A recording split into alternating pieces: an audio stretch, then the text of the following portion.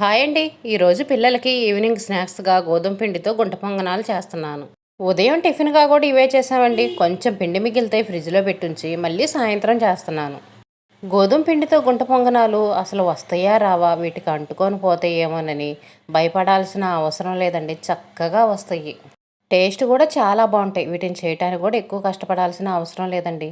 గోధుమ పిండిని దోసల పిండిలా కలుపుకొని అందులో ఉల్లిపాయలు, పచ్చిమిర్చి, కరివేపాకు, జీలకర్ర, కొత్తిమీర, అల్లం అన్నీ ఎవరి ఇష్టం వచ్చినవి వాళ్ళు వేసుకొని ఇదిగోండి చక్కగా ఇలా గుంట పొంగనాలు పోసుకోండి.